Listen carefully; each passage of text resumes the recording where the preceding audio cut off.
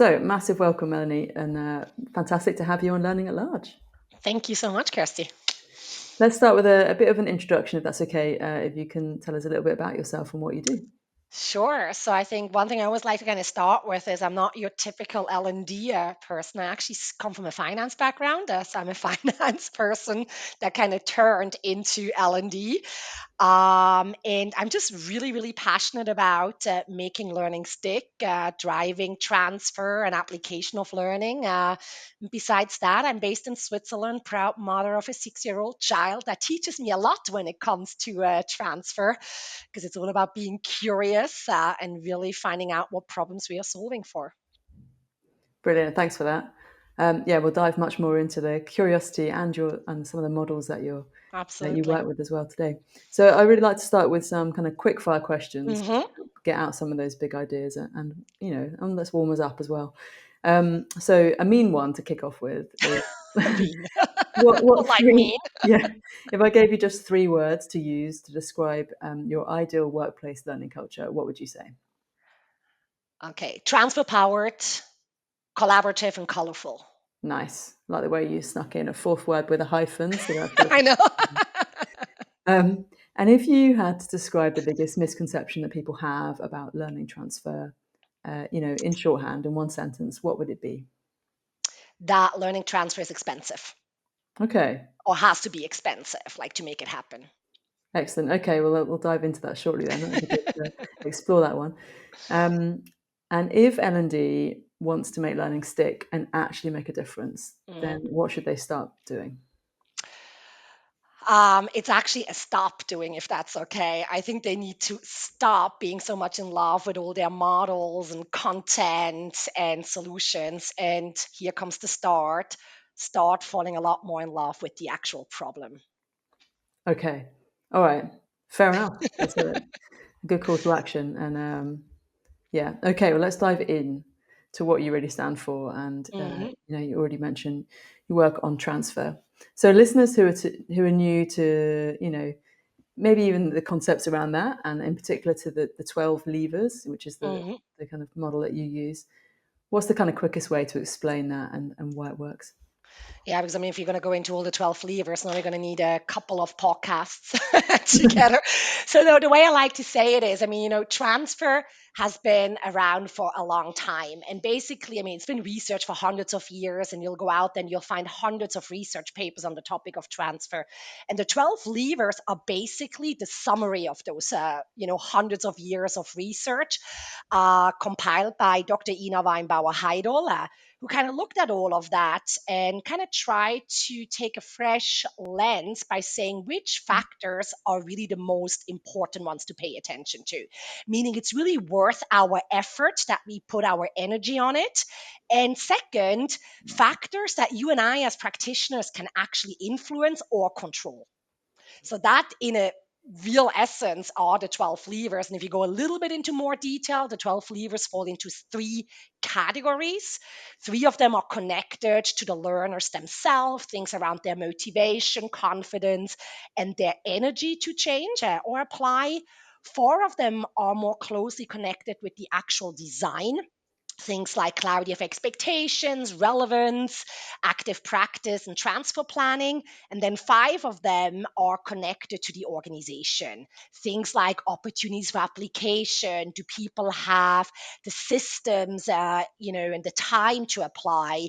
Support of supervisors, support of peers, but also the overall culture in the organization. Does it actually support transfer?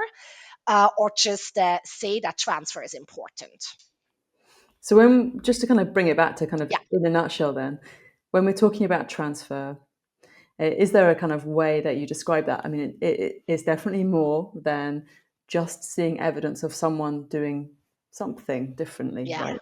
Yeah. Yeah, I mean, I is think there the a way to describe it? result, I mean, the result is, when you define transfer, the way we define it is, people go to some sort of training, could be e-learning, can be face-to-face, virtual, doesn't matter. They learn some knowledge or they acquire some knowledge, they learn some skills, or they actually making use of that back at work. But then there's all these factors, and I mean, that's another misconception, that I kind of said, the first one is that transfer has to be expensive. But I think another misconception is that people think transfer only comes after the training. Whereas actually, a lot of things need to be considered even before you even design a solution for transfer to happen. Yeah. Okay, that makes sense. Yeah. So I'm going to take a guess that maybe transfer and probably measurement of like that taking place might not be happening across the board in exactly the same way. So, I wanted to kind of pick your brains on Yeah. one, if that's true, and also what gets in the way, Yeah. what might be blocking that with the Yeah. organizations that you work with. It's actually very interesting. Like you ask in the rapid fire round, you ask one question. If, L&D wants transfer to happen, what is one thing they should start with? Mhm. And actually, one thing I was also thinking about is they should actually start saying goodbye to so-called happy sheets. And what I mean by that, linked to your question about evaluation, I think one thing that stands in the way from measuring transfer is our industry is still very, very focused on satisfaction scores, net promoter scores, and all of that kind of stuff. Now, we've actually known, I think the studies go back to 69, Yannick and Alliger, who found out that there's 0.01 correlation between satisfaction and transfer. So satisfied learner has zero impact on whether they actually transfer afterwards. So it's kind of like puzzling me that we've known this for so long, but still organization measure it. And I think, and even worse, they also found out that you can influence satisfaction. Just kind of, create a better, use a nicer venue, provide longer breaks. So we actually are measuring things that then promote very transfer, how do you say, limiting practices. And I think one of the reasons is it's just easy.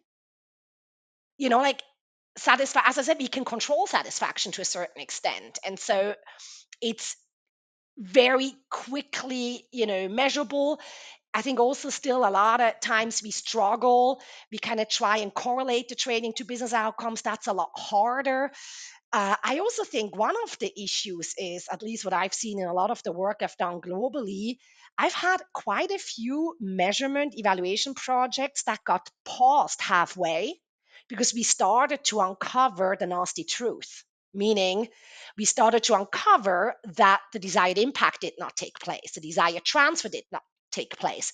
Now, all of a sudden, they did not want to know that. Instead of looking at it as an opportunity to then take action and correct things. No, we don't want to know because that would mean everyone finds out that what we did doesn't work.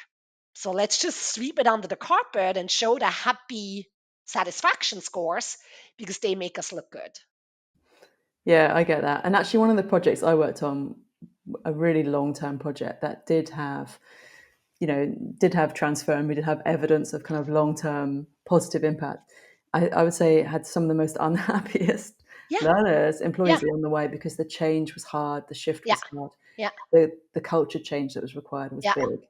yeah, It was around safety training, so it was important. But it was a slog, right? yeah, And yeah. yeah, so It's if we'd used happy uncomfortable. sheets along the way, we would have been like, yeah, and people might have been tempted to cut it, right? Yeah, yeah. But we got there in the end. I don't know whether you have that as well, but if I think back to also even some of my school days, there were certain teachers I didn't like them that much because they had some pretty harsh feedback for me, and I didn't really like harsh feedback, or I didn't really like being told that what I did wasn't right. But that's actually where some of the biggest learning happened for me. And Yeah. so I think sometimes we gotta be, don't get me wrong, I'm not advocating unhappy learners here. Hmm. But happiness is not enough for learning and transfer to take place. Yeah. Yeah. And that plus completions and scores, right? I mean, yeah. Yeah, then we are chasing these other vanity metrics of completion, of number, of how many learners we are reaching, how many courses we are completing. It's just, but again, I think some of that is just, it's easy to measure. Yeah. And so that's what we measure.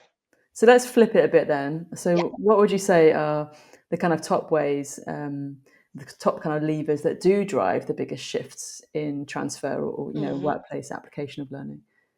I mean, research. does suggest that supportive supervisor is by far the most important one. So that Mm. unless you get those, direct supervisors, line managers involved, a lot of your transfer efforts will go kind of waste. So I would always say that is definitely one to focus on, but it's also very often the hardest one because it really requires very close collaboration with the business, and very often L&D is not as closely connected. We also, I think, supervisors are pretty stretched for time. There's a lot going on for them.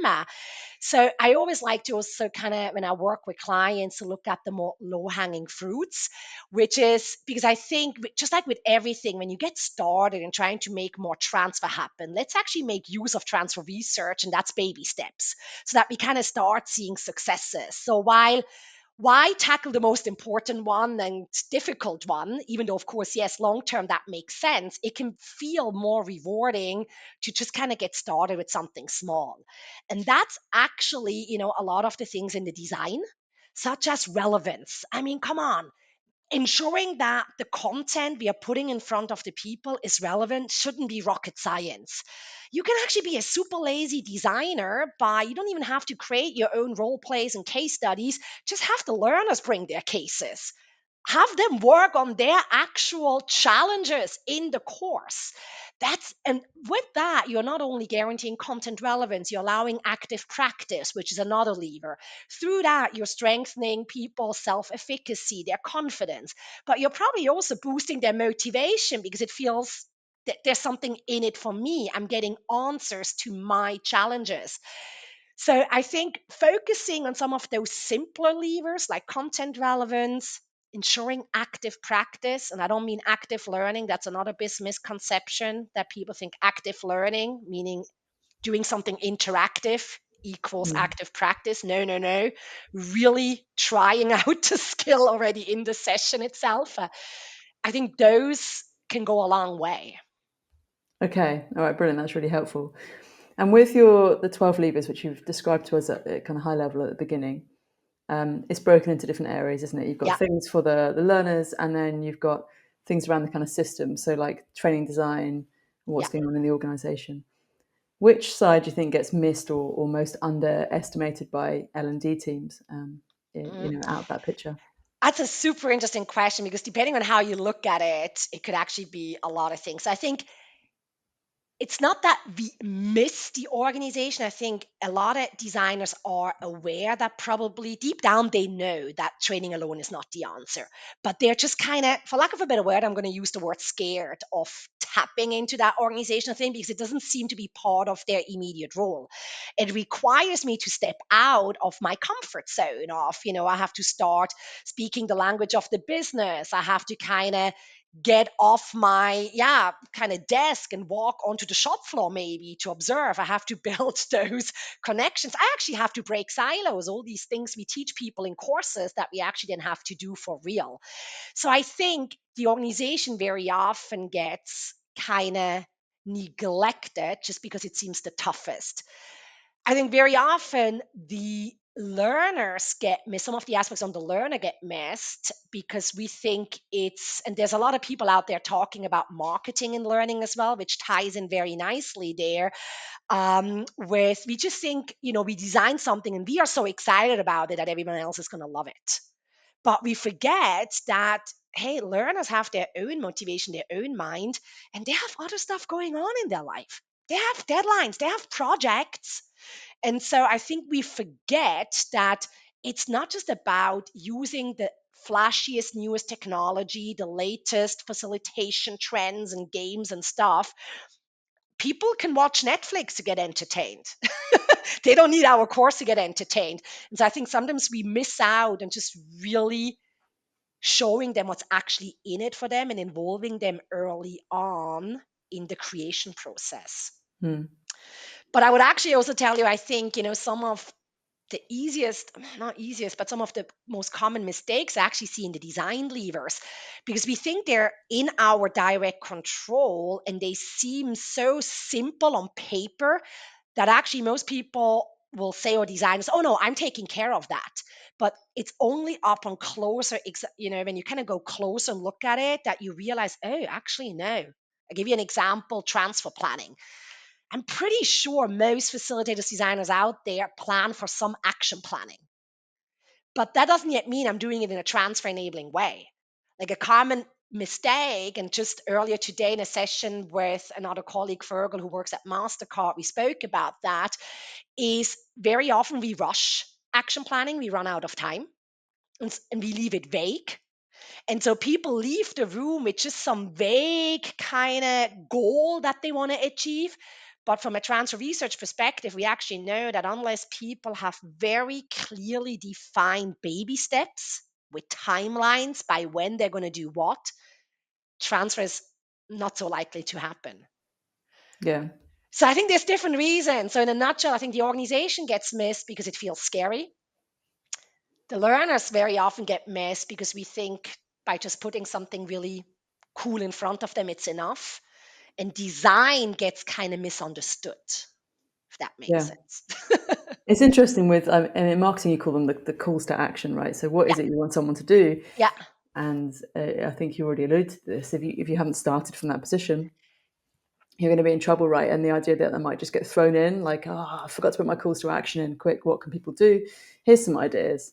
yeah, Then you're already in trouble, right? But also absolutely. when you were talking about the designer maybe obsessing about what they've done, and it kind of expecting someone to maybe engage with it or love it as much as they have, Yeah, I think it's sometimes referred to like as the IKEA problem. We yeah, love what we yeah, build. yeah, Um, the idea that maybe the misconception that you own the learning, right? It's your experience yeah, that counts rather yeah, than creating an environment or some moments or opportunities for learning to happen.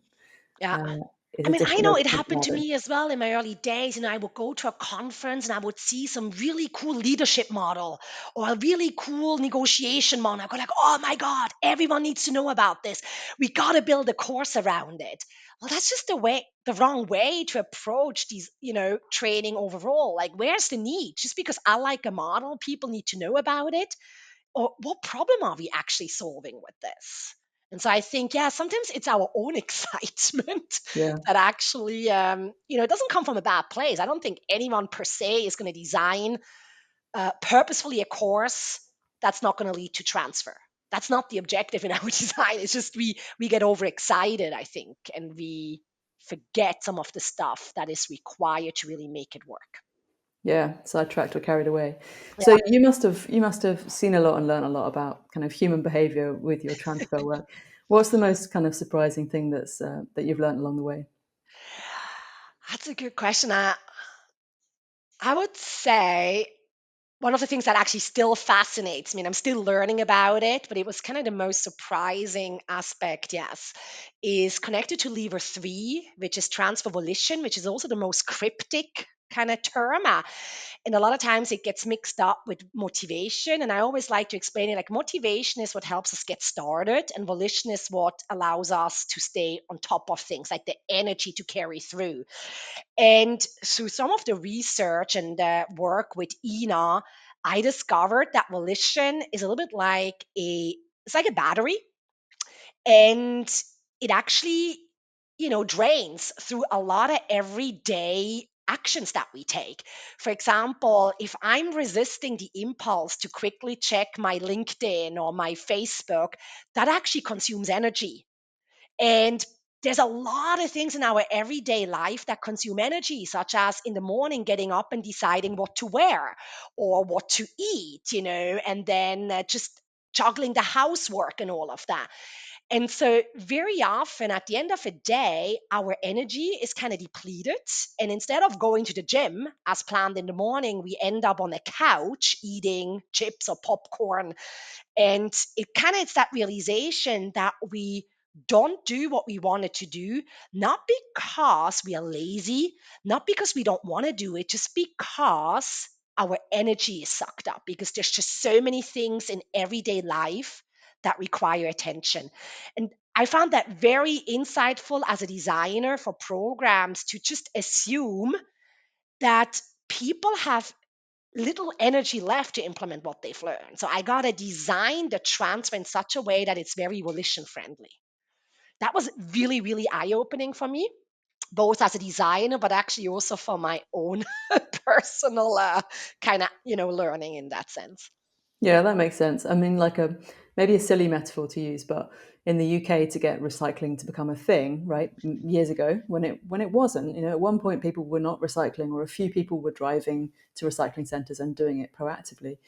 But the councils spent ages trying to work out how to do it. They tried different marketing. Eventually, they gave everybody a box and they put it outside their house, and their box was just there, and Yeah, recycling started to happen, right? yeah. So you need to kind of give the box. So you need to kind of make it easy for Yeah, people. you need to make it easy, like make it as, like just I give you a very simple example, like from an actual training program that you're going to laugh as well. Like we had a client that learned about transfer and they realized, okay, instead of only doing an event, they need to plan for these follow-up sessions. And so it was a leadership training that mainly focused on shifting a perspective. They called it taking a helicopter view, thinking strategically. And so they planned follow up sessions every second Friday after the training from 4 to 5 in the afternoon. They invited the leaders to come to a meeting room. I know, like just imagine Friday afternoon, 4 to 5, come together and share with each other how you started to think strategically and fly the helicopter. I mean, sounds great. I mean, again, from a transfer perspective, yes, you're thinking about follow up, but come on. Does anyone have the energy left on a Friday afternoon to do that? No. So instead, what we did then is, and this made sense for this type of audience, we gifted each participant a small helicopter.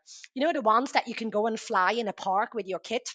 And we kind of told him, hey, look, at any moment, whenever you feel you need a break from sitting at your desk or your meetings, get up, ping a colleague, go outside and fly the helicopter.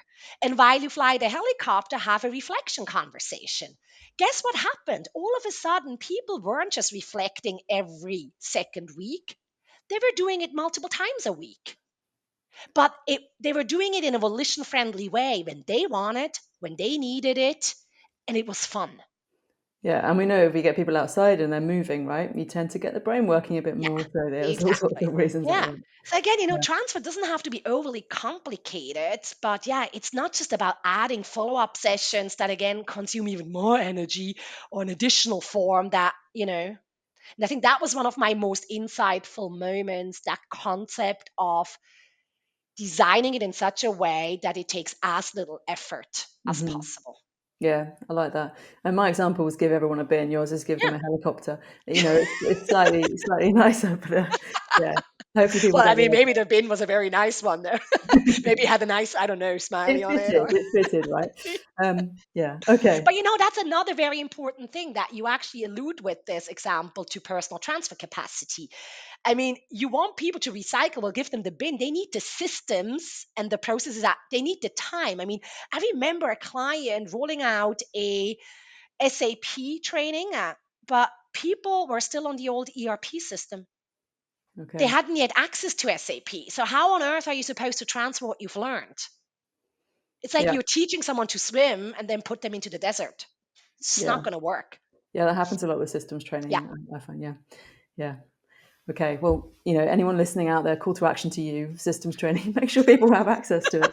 No, Um, yeah. the time management training in an organization where no one has time for it. Well, Yeah. nah, Yeah. not going to happen. Yeah. The irony's there. So you mentioned at the beginning that some of the myths around investing in transfer can be, for example, imagining that it costs money.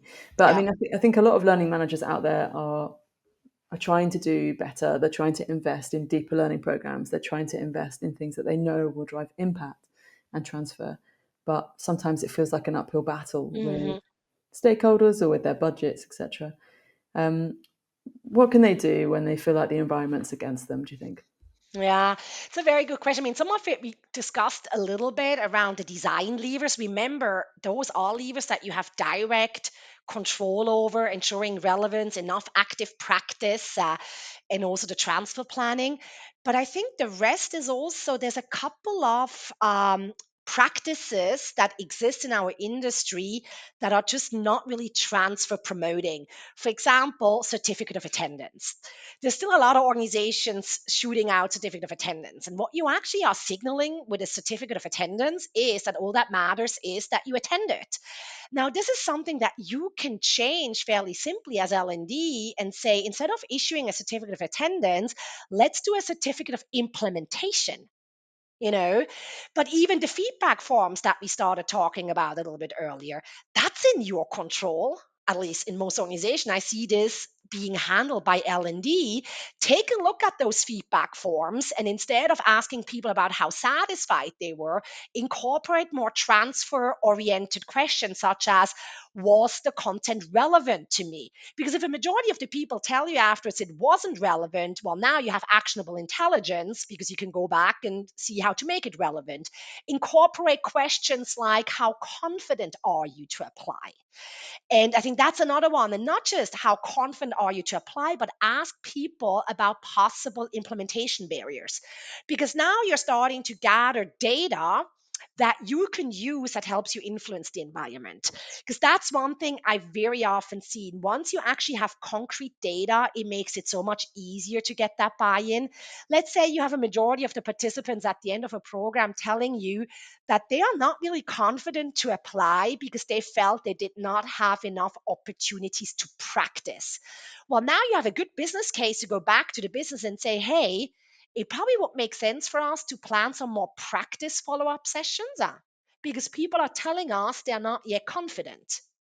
And it's not you trying to insist you need those practice sessions because you just want to sell more training. No, it's your participants sharing that need. So I think those are a couple of things. So focus on the design levers in your control, but also start collecting transfer relevant data that helps you build that business case for more transfer. Mm. I guess it's setting the case in the first place, right? Which I hope anyone would be doing, which is around iterative design, Yeah, experimentation, data led along the way, like, absolutely. um, so that you don't see that feedback that might come in as Yeah, a failure, right? It's a data point, in which case yeah. you carry on the journey and you iterate the next But version. it's a real mindset shift because very often evaluation is kind of seen as just this one-time affair. You gather data and either tells you top or flop. Hmm. Whereas no, evaluation is about monitoring and adjusting. As you said, it's iterative. So it's at different moments I'm gathering feedback so I can take action. I mean, if I'm gathering data and I don't take action on it, then let's not gather data. That's Yeah. just a waste of time. But I mean, I just the other day had, two courses in parallel. And, in one course, feedback at the end very much talked about that they were a little bit worried implementing what they've learned just because of what is happening in their environment right now, just way too many projects. And that was very useful to know because you could go back and now think with the supervisors about, okay, what can we do to kind of create these opportunities? How can we remove some of those obstacles? Yeah. That's a great Yeah. example. Yeah. So we have been talking for like 20 minutes or so, and we've not yet mentioned AI. So well done. First of all, it might be the only podcast on the planet that hasn't done it, but I'm about to bring it into the conversation. So I imagine that AI brings some opportunities to the table for learning transfer and kind of measurement Yeah. devices. But maybe it brings some good and some bad. What are your thoughts on it, and what would you recommend to people? Yeah, I mean, I mean, AI is indeed all around it. And again, I mean, and I think you and I spoke once about this, that I'm a little bit of a devil's advocate. And don't get me wrong, it's not that I don't like AI. I use it as well and I see opportunities. But I'm also sometimes a little bit worried that, we see so many solutions now popping up that again promise us everything. And that's just always something that worries me because there's opportunities in AI, especially when it comes, for example, to deliver of active practice. I do think there's a massive opportunity, for example, with more personalized AI coaching.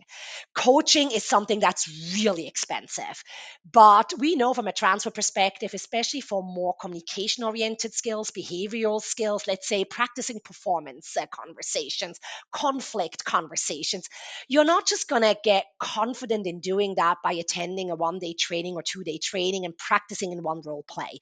You will need ongoing support. But that ongoing support is hugely expensive if you do it with follow up sessions and coaching. And also, let's face it, I mean, have you ever met a person who actually likes role plays in front of everyone else? Probably not. I mean, maybe the odd I've met one out. one. Exactly. I met my husband like that as an actor doing role plays, and I all of a sudden very much enjoyed it for a different reason. But most people don't. And so giving them a personalized coaching part, AI powered, can actually be hugely beneficial. And I think also in personalizing transfer support, so I've seen great tools out there where people are using, a habit builder, and then through AI, the habit builder analyzes kind of what they are sharing and making suggestions in real time.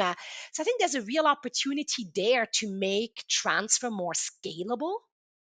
The other thing is also, I think there's an opportunity in evaluation. I mean, actually, just a couple of weeks ago, I participated in a product demo of an evaluation tool where AI was used to then make sense of the data. Like you can ask the AI, so, okay, what are some of the trends that you're noticing? And I think, again, especially when it comes to collecting and making sense of qualitative data points feedback, that's very time consuming. I mean, I remember doing impact studies in Excel sheets and kind of trying to code them and making sense of it, really difficult. And so I think there's an opportunity with AI there as well to move beyond just quantitative survey data into more qualitative focus group discussions that can get recorded and AI can pick up, make sense of it. I think those are some use cases. Yeah, I think there's a lot of legs around that. And we're seeing lots of great examples of AI coaching having Yeah, direct results, yeah, on KPIs as well, where yeah. there's experiments happening. Exactly. But Mm. I do see the danger, especially if we are just using AI to produce quicker and more courses, because I think then we are just kind of creating a bigger transfer problem, because then we are just having more irrelevant courses that were just produced faster. Yeah. And that's not, I think, a good use of it.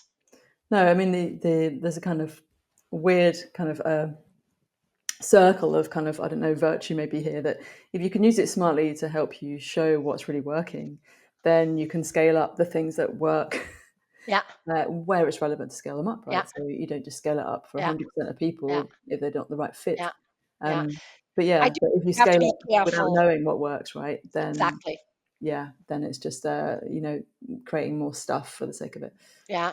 And I think you also still have to challenge it. I mean, the other day on an evaluation project we were doing, the AI did actually amplify certain voices, and it wasn't fully representative anymore. Mhm. So, like, you still, I think, right now at least, and I'm sure that's going to change pretty fast at the speed these things are developing. You gotta still use your own Yeah, you critical gotta check. thinking to make sense of it. Yeah, quick side point is I use it a lot for qualitative data Yeah, from reviewing like roundtables or interviews, for example, that yeah, I might run. It will still often make up quotes. Even if I say only give me verbatim quotes that back up this point, yeah, it would say, "Oh, I've helpfully made some up for you," yeah. and it was, That's a great example. Yeah, watch out for that. yeah, But yeah, because it's always trying to help, and it will yeah. help fill gaps. Well, You I know. think, I mean, maybe the AI is actually, I'm actually surprised I'm going to say that. Maybe the AI is more, how do you say, related to us than I thought, because it wants to help. And I think a lot of L&D professionals want to help. And that's actually what's creating most of the problems. We think we are so in Mhm. love with the solutions that we forget to be in love with the problem because we want to help. Yeah, And we always think, oh, I got that course for you. I got that model for you. And which actually comes from a place of wanting to help. yeah. It doesn't want to stay in the grey areas. It wants to No, kind of move to something yeah, useful. So many organisations out there are moving to being more skills based, yeah, and it's starting to kind of ripple down more into learning now. Does that change any of the kind of practice or the ways that you might plan for transfer or the ways you might measure it on the ground? What do you think? I'm not sure it's going to change it. I actually think it might just be an opportunity that it actually finally allows us or forces us to be more focused on transfer, because if we are skills based and we want to see skills in actions and skills are changing rapidly, we need to be even paying more attention to making sure that people are not just acquiring knowledge, but that they're building skills and actually use those skills. And I would expect that maybe through that, so first of all, I think there's an opportunity to then really just become more transfer oriented, and for L&D to probably play a closer role in the actual workplace in that sense. But it probably also would mean that maybe we are starting to collect more relevant data, because we are actually not just kind of looking at people's competencies, or we are focusing more on what they're actually using and doing.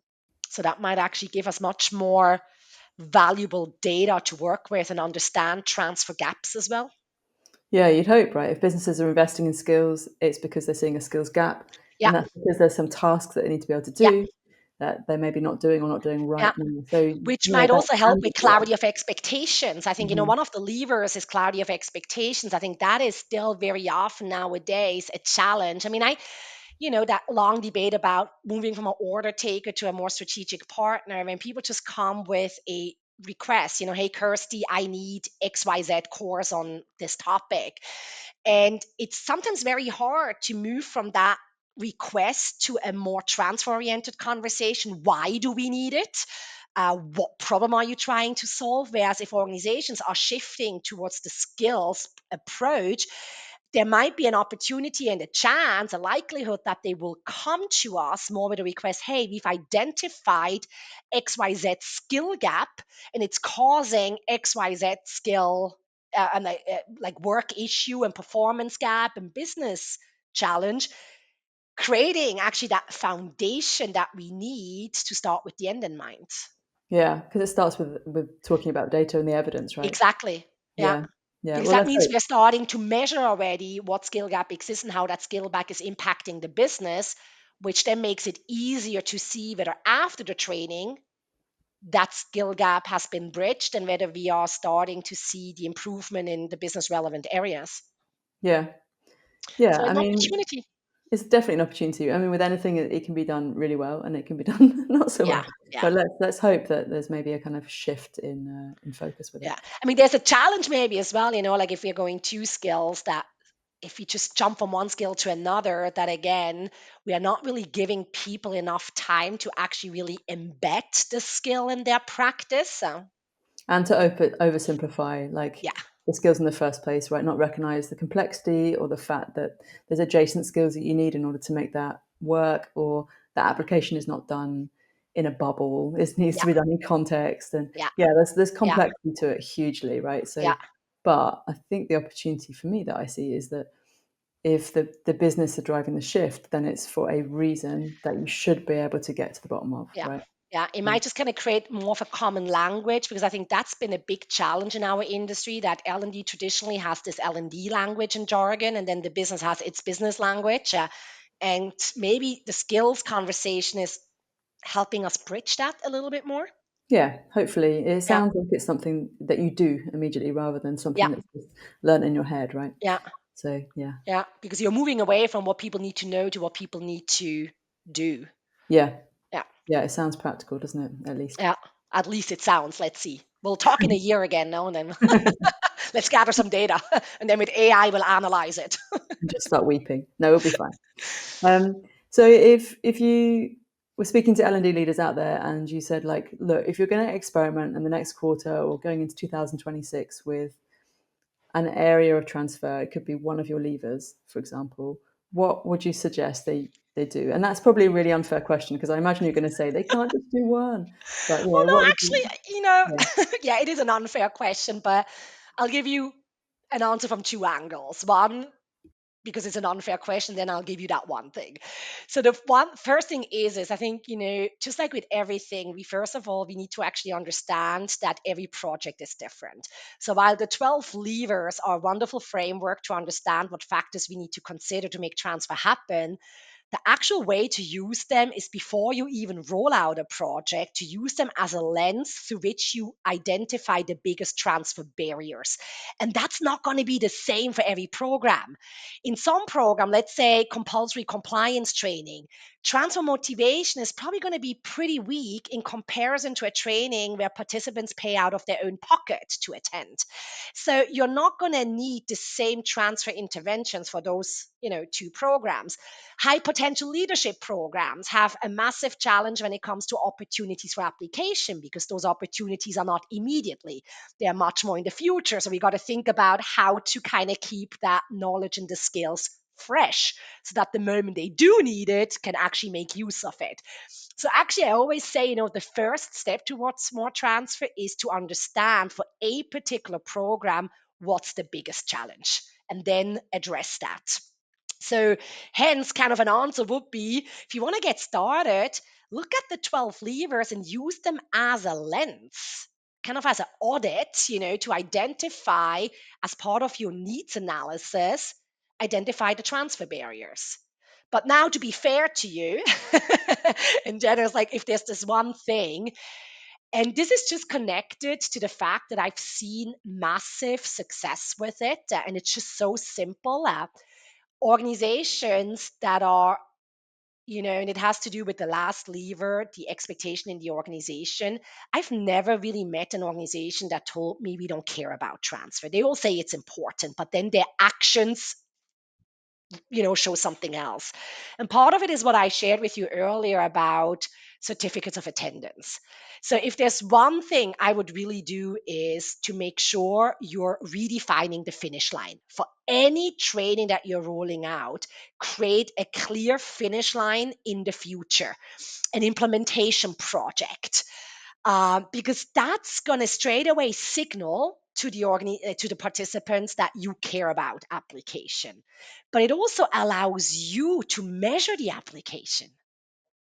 And so that's a very, very simple thing that I would get started with, is say goodbye to certificates of attendance and say hello to certificates of implementation. And if we then follow with that, is say goodbye to happy sheets and start using more transfer relevant surveys. Yeah. And I like the idea that whatever you use, or say that you're going to use, sets expectations from the start, right? Yeah. Yeah. And you'd be surprised to see the impact this can have.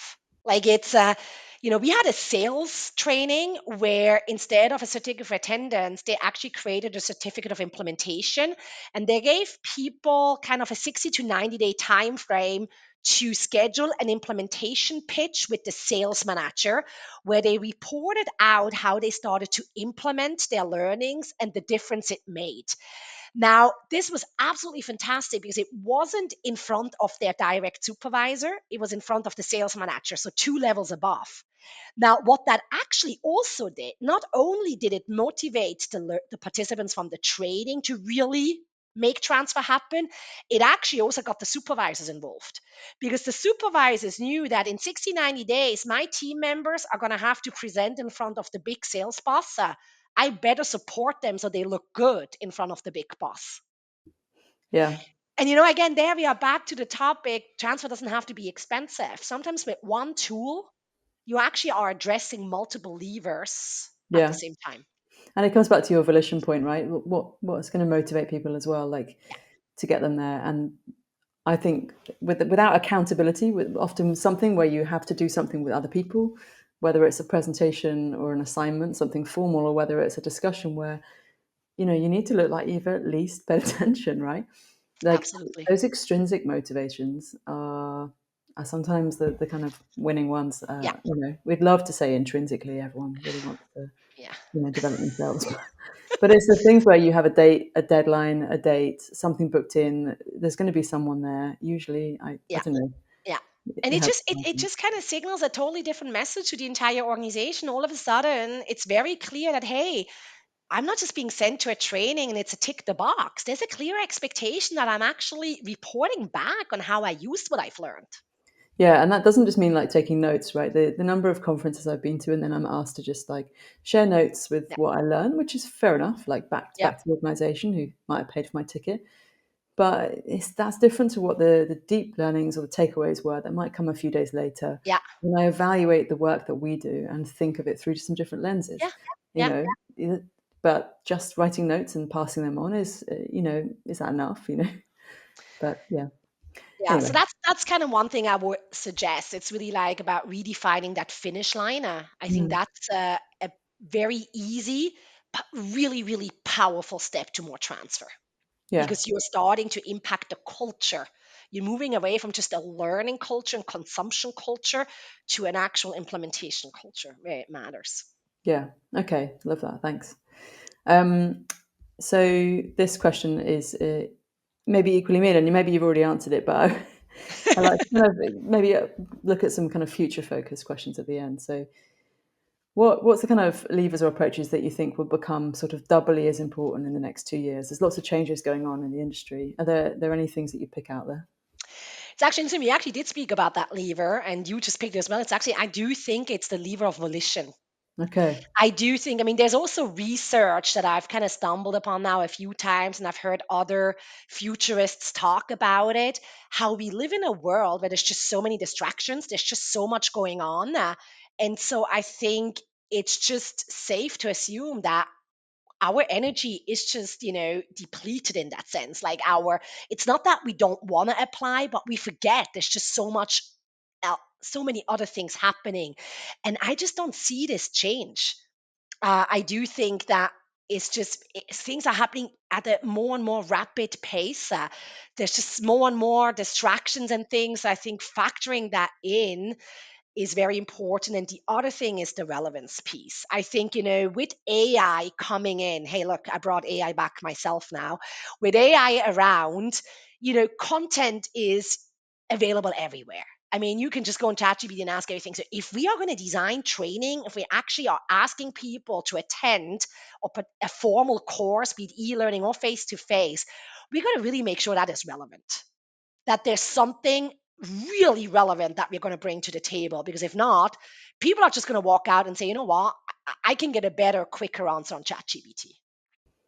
Yeah, the expectations for that happening in a split second are going to be, Yeah, even higher, right? yeah, yeah.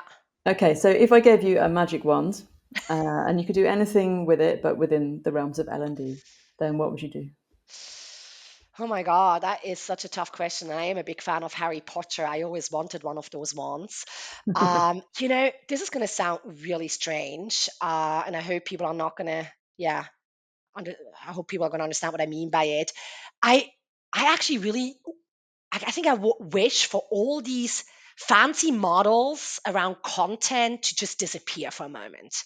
And that might even include our own 12 lever model, because I think we hide so often behind models and we think the model or the latest tech is the solution. And I think maybe with all of that gone, it actually would force us to truly become curious and understand the problem. Mm, And I think that will, because I think there's so much training offered that is actually not a training problem, where training is not needed. But we are doing it based on so called hypes because there's a new model out there, a new technology, a new topic. If we could just do away with all of that, I think that'd be great. nice. Let's Yeah. let's do it. And all globally. Can I get the Yeah. wand? Do you have one? And given that you said that, that one of the benefits perhaps of skills is that it allows you to speak the business of the language a bit more, and there's no longer like the L&D language, which might Yeah. be sometimes still very learningy, and actually it's not very doey in Yeah. its. It's like we need people to have a growth mindset. Well, why? Like, what do they need to do? Like all that stuff. Then the next one, then there's the next model come out. We need them to, I don't know, like have these crucial conversations because and then don't get me wrong, I love all these books as well as in models, but I think we're just too much in love with that. So I want us a magic wand to fall out of love with all these models. And just get true about like root Yeah, causes and yeah, like what might yeah, actually help people. Yeah. yeah. Okay. Magic wand to make us super curious and just ask why. Nice. I like it. Um, so looking ahead to across 2026, then what do you think learning leaders should be doubling down on if they want to move beyond learning to kind of real performance and impact? I really do think we need to get much better at evaluation, transfer oriented evaluation. I do think this is a big barrier because and we need to really not be afraid of that data. It is okay if we're going to find out that whatever we've done for the last 100 years is not working, that we've wasted money, but then let's stop wasting even more. So I think actually that'd be another good magic wand. Maybe the magic wand should have been about not being afraid of getting bad feedback. No, but I think that's really something we should do more of. Like gather actionable intelligence so that we can take informed decisions. And along with that, I think we just need to collaborate a lot more. Like get out of our L&D bubble, go to the business, speak to all the stakeholders, the participants, the leaders, understand what keeps them up at night. What problems are they solving? What challenges are they facing? Ask the question, how can I help you? Like, what can I do for you versus, hey, do you want to buy my fancy course? Look how beautiful it is. So I think, yeah, a lot more collaboration and a lot more transfer business oriented evaluation to really gather actionable intelligence. Nice. I like it. Brilliant. I'm going to say a massive thank you then for joining me today on Learning at Large. I've learnt loads. I'm sure our listeners have too. And we'll put a copy of the image that shows all the 12 levers in a really kind of nice way into the write up of the Oh, that'd podcast be too, so cool. people can see that. Yeah. Oh, yeah. Thank you so much. Really nice talking to you, Kirsty. Thank you so much.